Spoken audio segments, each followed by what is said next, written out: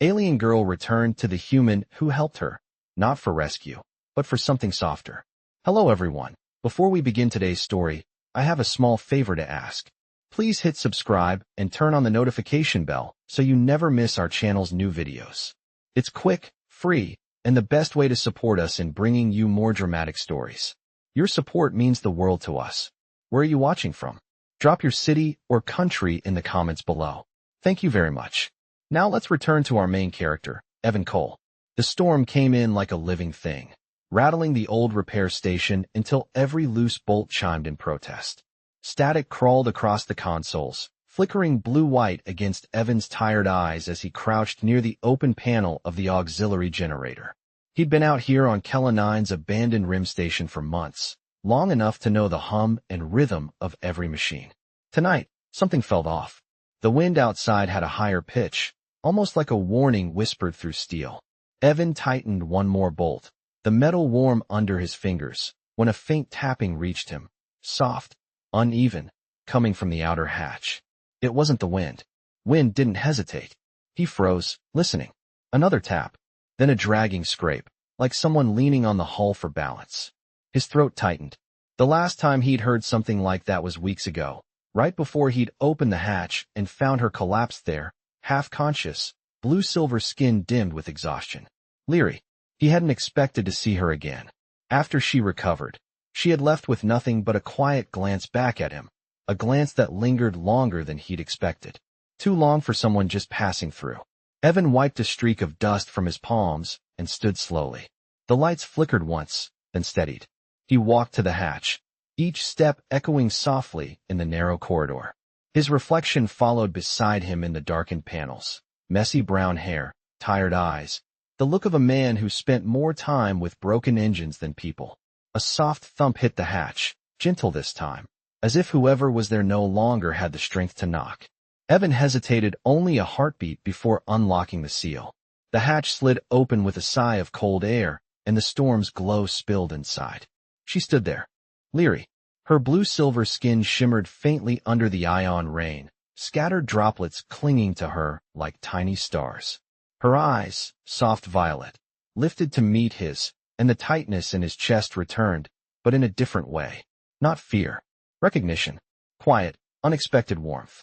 Evan, she breathed, her voice barely above the wind's whisper. No panic. No injury. No chase behind her. She wasn't here for rescue. She wasn't running. She had returned by choice. And when she stepped forward, leaning lightly into the doorway's shelter, he noticed something gentle in the way she held herself, something unhurried and fragile, as if she had carried this moment across the storm just to place it in his hands. I came back, she said softly, her eyes never leaving his. Not because I needed help, but because I wanted something quieter, something softer than what waits out there.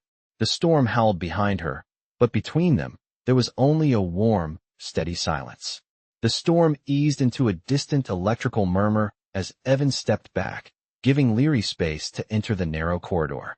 The air inside was warmer, carrying the soft hum of power conduits and the faint scent of metal warmed by old machinery.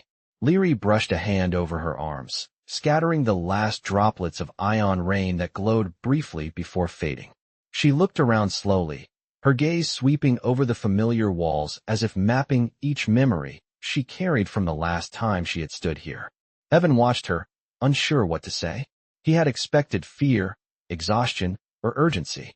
Instead, she moved with a quiet calm, like someone returning to a place that felt safer than the world outside. He closed the hatch, the seal locking with a gentle click. The sound felt final in a comforting way, like placing the last book back on a shelf. Leary's eyes lifted to him. The violet in them had softened, no longer sharp and alert, but warm in a way he had not seen before. I did not mean to arrive unannounced, she said.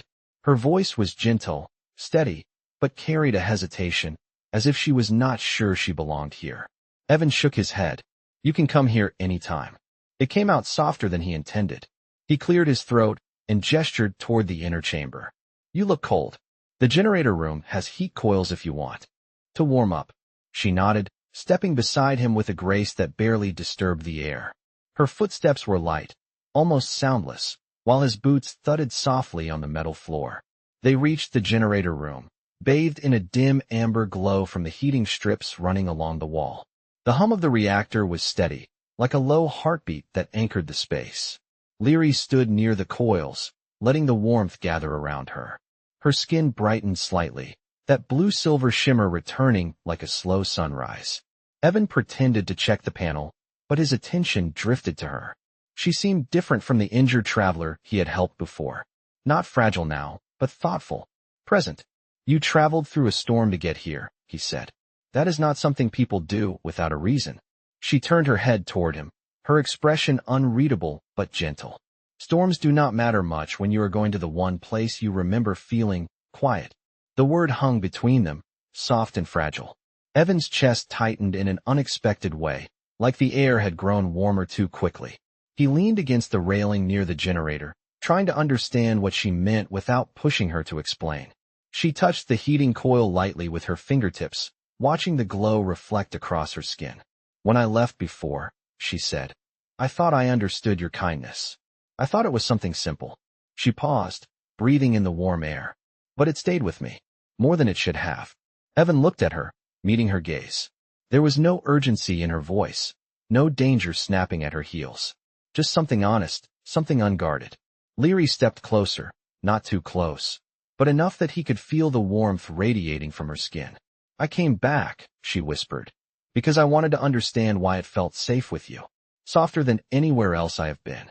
The generator hummed steadily, the storm silent beyond the thick walls, and for the first time in a long while, Evan felt something shift quietly inside him, like a door opening without a sound. The generator room settled into a soft glow, the kind of light that made the edges of things look gentler than they really were. Evan felt it on his skin, a warm pulse that steadied the quiet between them. Leary stood close enough that he could hear the faint rhythm of her breathing, light and almost musical, like it blended with the hum of the coils. She traced a fingertip along the railing, following the smooth line of metal. It was a small gesture, but there was intent behind it, as if she needed the physical reminder that she was not dreaming this place into existence. When I left, Leary said softly, I thought distance would help me understand why this place stayed in my mind. Evan watched her eyes reflect the amber light. She looked as if she was building her words carefully, placing them one at a time. But it did not fade. It felt stronger the farther I went. I kept remembering the quiet, the warmth. You. Evan tried to swallow around the sudden tightness in his throat. He leaned a shoulder against the metal frame beside him, grounding himself in the cool surface. I did not do anything special, he said. You were hurt. Anyone would have helped. Leary turned toward him, and for a moment, the space felt smaller, as if the air leaned in to listen. No, she said gently. Not anyone. You did not ask who I was. You did not ask what trouble I carried. You helped because I needed it, not because you expected something in return. Her voice lowered, almost a whisper. That is rare where I come from. Evan let the words settle in. He had never thought of kindness as something unusual. It was just what you did when someone was hurting. But hearing her say it made him realize how different her world must be. A soft vibration trembled through the floor as the station shifted under the lingering pressure of the storm. Leary reached out to steady herself, her hand landing lightly on the edge of Evan's sleeve. Not gripping, just resting. A trusting touch. Evan did not move away. The warmth of her hand surprised him, a gentle heat that pushed through the fabric and settled into his chest. She withdrew her hand slowly, as if unsure whether she had crossed some invisible line. I can leave in the morning, she said carefully, if my being here makes things difficult for you. Evan shook his head immediately. You are not causing any trouble.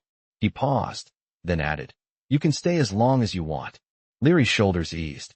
The faint tension he had noticed earlier softening like fabric relaxing in warm air. She walked a few steps toward the center of the room, letting the heat coils warm her hands. The storm will not clear completely until sunrise, she murmured. I suppose that gives us time.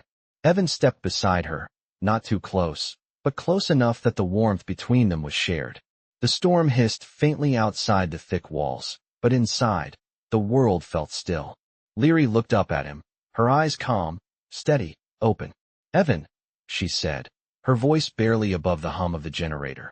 I came back because I did not want the quiet I found here to be a single memory. I wanted to feel it again, while you are here." The words hung in the warm air, tender and unhurried, and Evan felt something shift inside him again, soft as a breath, real as the heat against his hand. Ion rain still whispered across the outer hull, a fading reminder of the storm that had pushed Leary back into Evan's quiet corner of the galaxy. Inside the generator room, the warmth held steady, soft and even, turning the metal walls into a gentle cocoon of amber light.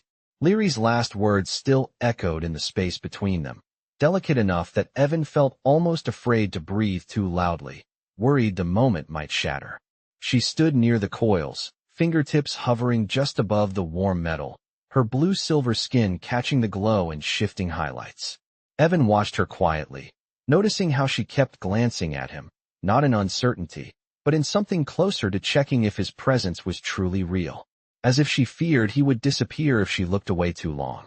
"Do you always live alone out here?" she asked, her voice soft but clearer now, like she had found her balance again. Evan nodded, adjusting a dial on the wall, even though it did not need adjusting. "Most of the time. Work keeps me busy. The quiet helps." "You do not fear the silence?" she asked. "Many do." Evan offered a small smile. "Silence is easier than people." Leary studied him for a moment, tilting her head slightly. "Yet you let me in."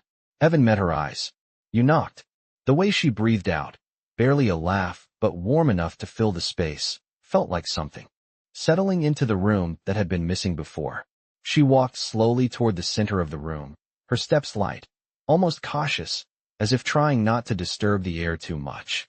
"The quiet here is different," she murmured. "It is not empty. It feels full, like it is holding its breath for something." Evan followed her gaze to the coils, the soft glow creating long shadows behind them. "Maybe it is just the storm passing," he said gently. "Storms make everything seem louder after they leave." Leary turned toward him again, the warm light softening the sharp lines of worry he had seen in her before. "You speak as if you understand storms well." Evan shrugged. "I fix a lot of things. The station, the generators. Myself, sometimes." Leary stepped closer, her presence calm, steady. "You helped me when I was broken," she said quietly. "And you did it without hesitation." Evan felt a slight heat rise in his chest, a different kind from the coils. "Anyone would have done the same." "You keep saying that," she said softly. "But I have traveled many places. I have met many people. And I have learned that kindness is not as common as you believe."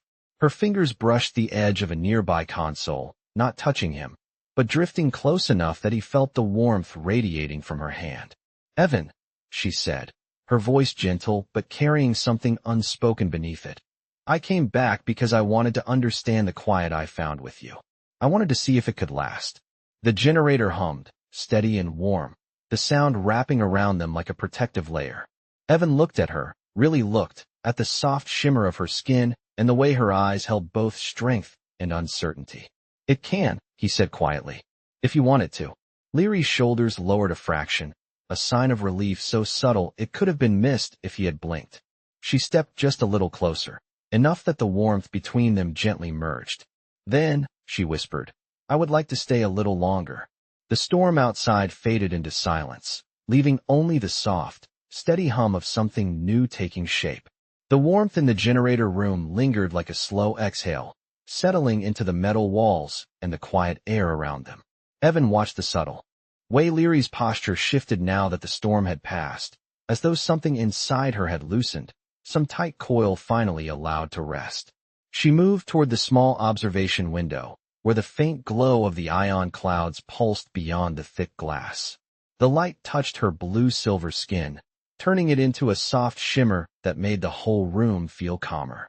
Evan followed her, stepping lightly so his boots would not break the quiet she seemed to need.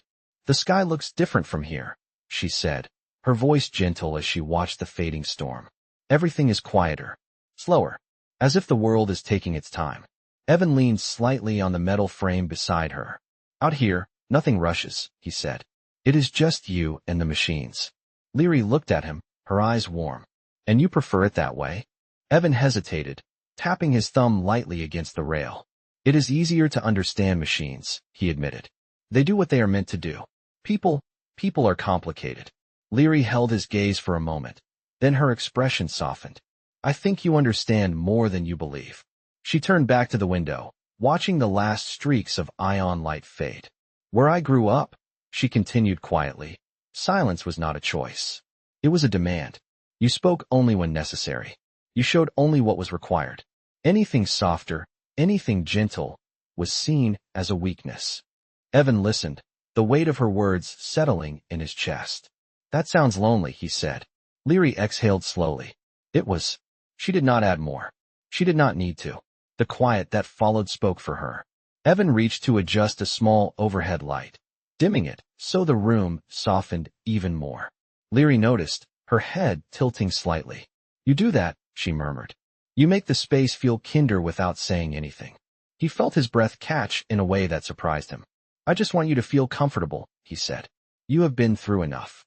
Leary stepped away from the window and toward him, her movements calm and deliberate, like someone approaching a moment they had been thinking about for a long time. She stopped close enough that he could see the faint shimmer beneath her skin, a natural glow that brightened when she was near the warm coils. Evan, she said softly, when you helped me before, I thought it was gratitude that made the quiet between us feel so strong. But now I am not sure it is only that. The air shifted gently, as if the room itself leaned in to hear her next words. She lifted a hand, not touching him, but hovering close to his arm in a gesture that carried more meaning than contact would have. There is something about being near you, she said, her voice barely above a whisper. It feels safe. Not because you saved me, but because you see me. Evan's breath steadied, a slow, grounding inhale. He did not step back. He did not move away. I do see you, he said quietly. Leary's eyes softened, and in the warm glow of the generator room, something gentle settled between them, delicate and real, like the first calm moment after a long storm. The generator room held its steady hum, a calm heartbeat stretching through the metal frame of the station. Leary stood close to Evan, her expression open in a way that felt rare, almost delicate. The warmth from the coils brushed against them, softening the air until every sound seemed gentler than it should have been. Evan watched her carefully, not wanting to interrupt whatever quiet was settling inside her. She moved first, slow and thoughtful, stepping to the small workbench along the wall. Her fingertips traced the scattered tools, lingering over the familiar dents and scratches. These feel like they have stories, she murmured. Evan gave a faint smile. Mostly stories about me fixing things that were already supposed to be fixed. Leary turned her head slightly, the corner of her mouth lifting. You fix what others overlooked. Her gaze drifted back to the tools, then to him. You did that with me as well. Evan felt the words land deep, more quietly than he expected. He shifted his weight, hooking his thumbs into his belt as he watched her explore the room. She stopped near a stack of old power cells, examining the faint glow inside them. Your world feels like a place between places, she said softly. Not quite abandoned, not quite alive. Yet you stay here. Evan glanced around, taking in the rusted pipes, the aging panel lights, the familiar imperfections. It is enough, he replied. It gives me space to breathe. Leary stepped closer again, studying him with a quiet curiosity. Do you not miss people? Conversation? Being seen? Evan exhaled slowly. Maybe. But out here, no one expects anything from me. No one judges. The quiet makes sense. Leary tilted her head, absorbing every word like it mattered. I understand that more than you know. She hesitated, then added softly. In my world, everything is watched. Every choice measured. Every action compared. Being seen is not always a comfort. Evan looked at her, noticing how tension crept back into her shoulders at the memory. He stepped slightly closer, not touching, but offering presence. You are safe here, he said. No one is watching you. Leary's eyes lifted to meet his, calm and steady. That is why I came back. The quiet between them deepened into something warm. She took another step, closing the space just enough that he could see the faint shimmer under her skin, like starlight caught beneath the surface. When you look at me, she continued, it is not the way others do. You do not see what I am supposed to be. You just see me. Evan felt something settle in his chest, a gentle recognition he had not expected. I see someone who deserves room to breathe, he said quietly. Leary's breath steadied, her gaze softening as if those words reached a place she rarely allowed anyone to touch. She lifted a hand, hovering close to his arm again. the warmth radiating gently toward him. Not a request. Not a test. Just a presence. Evan, she whispered. I wanted to understand kindness. But now I think. I want to understand you. The generator's soft hum filled the moment that followed, a warm, living silence that seemed to wrap around both of them, holding the space gently, as something unspoken settled deeper into the quiet. The quiet between them held steady until a soft tremor rippled through the floor, subtle but unmistakable. Evan felt it first through the soles of his boots, a small shift in pressure like the station had exhaled wrong. He raised his head, listening. The generator hummed normally, but the air vents gave a faint, uneven rattle, the kind that did not belong. Leary noticed his change in expression immediately. Is something wrong? Evan stepped away from the workbench, moving toward the nearest wall panel. He placed his palm flat against the warm metal, feeling for the vibration. It is probably nothing, he said, though his brow furrowed slightly. The storm put a lot of strain on the station. Sometimes the pressure seals complain afterward. Leary watched him carefully, her eyes narrowing with quiet understanding. You do not believe that. Evan drew a slow breath and opened the small diagnostic screen beside the panel. The display flickered, then resolved into a soft amber tone. One line flashed gently, not an alarm, just a subtle advisory. Atmospheric integrity check recommended. Evan's shoulders loosened, just a little. It is not dangerous, he said. Just a maintenance thing. Leary stepped closer, her expression easing. Then we will check it together. The way she said, we, made something settle warmly in his chest. They walked through the narrow corridor, the soft glow from the generator coils fading behind them. The lights along the ceiling buzzed lightly, still recovering from the storm. Leary kept pace beside him, her steps quiet and graceful, her presence steady. When they reached the small junction near the air recycling chamber, Evan crouched down, opening another panel. Cool air brushed against them, carrying the faint scent of metal and ozone. This part of the station is old, he murmured, inspecting the seals. It shifts more than the rest during storms. Leary knelt beside him, her blue-silver skin reflecting the soft lights in gentle waves.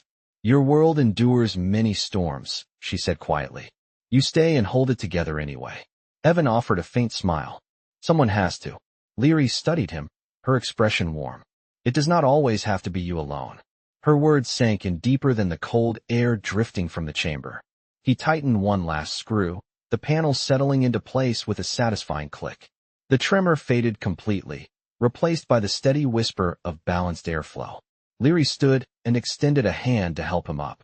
He hesitated for half a moment, surprised by the gesture, then took her hand. Her grip was gentle, warm, grounding. When he rose, she did not step back.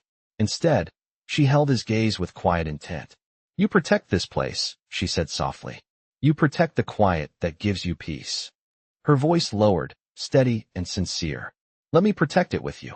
Evan felt the words resonate deeper than he expected, a warmth spreading through him like the first calm after a long cold night. He released her hand slowly, but she did not move far.